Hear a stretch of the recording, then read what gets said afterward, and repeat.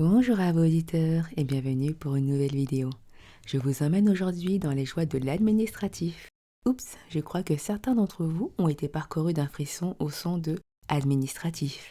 Rassurez-vous, il ne s'agit pas de remplir votre déclaration d'impôt, mais de faire la liste des documents à sauvegarder, des objets à photographier, à numériser et des supports à adopter. Cette vidéo s'intègre à la préparation en cours du sac d'évacuation. Je classerai les documents en catégories A et B. Les catégories A étant les documents indispensables, ceux dont l'absence peut vous porter préjudice. Exemple, votre passeport lors d'un voyage en Amérique du Sud. Les catégories B sont moins vitaux mais bien pratiques pour vous simplifier la vie en cas de problème. En premier lieu, les supports de sauvegarde.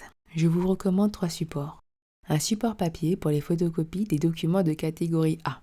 Ces derniers vous accompagneront dans le sac. Si on les imprime au recto verso, on économise du volume. Ils seront ensuite placés dans le sac d'évacuation, scellés sous vide pour éviter tout accident avec de l'eau. Si vous avez la possibilité d'y placer un absorbeur d'humidité, c'est encore mieux. Un support numérique crypté. Entendez par là la clé USB à code. Si on vous vole cette carte, les malfrats... Oui, j'ai un côté un peu vieillot. Donc je disais, les malfrats n'auront pas accès aux documents stockés. Vous aurez moins de chances d'être victime d'une usurpation d'identité. La clé sera elle-même mise sous vide pour éviter également la détérioration au contact de l'eau. Le dernier support est un support virtuel, un cloud. Pour ce dernier élément, j'ai un peu plus de mal. Beaucoup de clouds sont hébergés aux États-Unis et leur donner accès à mes données me pose un petit problème. J'aurais plutôt tendance à stocker une deuxième clé USB cryptée chez des amis habitant un peu plus loin, plutôt que de donner accès à mes documents. D'un autre côté, cela permet d'y accéder depuis partout sur la planète. On se connecte et on les récupère.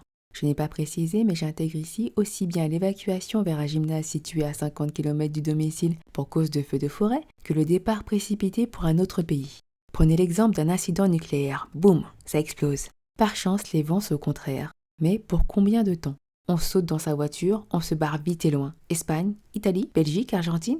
Croyez-moi, aussi préparé que je puisse l'être, je laisserai tout derrière moi et je taillerai la route. Je me questionnerai ensuite du temps nécessaire à la décroissance radioactive pour un retour éventuel. Voici les 3 supports que je préconise. Avez-vous d'autres idées? Passons aux photos à prendre. Sortez votre téléphone, vous allez être en mode paparazzi. En premier lieu, les photos de nos proches. Lors d'événements tragiques, on peut être amené à chercher ses proches. Prenez l'exemple du tsunami en 2004 en Thaïlande. Tout est dévasté. Les personnes sont emportées à des kilomètres du point de départ. Les survivants étaient là, ne parlaient pas la langue, recherchaient leurs proches. Comment décrire son fils ou sa fille à des inconnus dans une langue qu'on ne maîtrise pas? Donc, les photos des proches. Catégorie A, dans le sac d'évacuation, dans une pochette sous vide. Viennent à présent les photos de notre intérieur. Les meubles, les appareils multimédia, électroménagers, les bijoux, la vaisselle, les livres, les vêtements, les œuvres d'art. Pourquoi ces photos? Pour l'assurance en cas d'incendie, en cas de vol. Lors des heures les plus sombres de notre histoire, des personnes ont été spoliées. À la fin de la guerre, ils ont dû prouver leur propriété de certains objets. Je ne suis pas certaine que l'on nous croie si on affirme que la Joconde nous appartenait même si on pose juste à côté. Je vous conseillerais de ne pas mettre ces photos avec les documents de la catégorie A. Si on vous vole votre sac, ils n'ont qu'à suivre les instructions photographiques. Donc sur la clé USB et sur le cloud. Voyez-vous d'autres éléments à prendre en photo?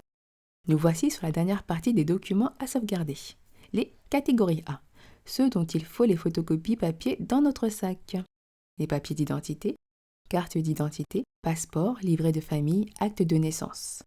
Le permis de conduire, les ordonnances, le dossier médical, éventuellement l'attestation de sécu, si on reste en France.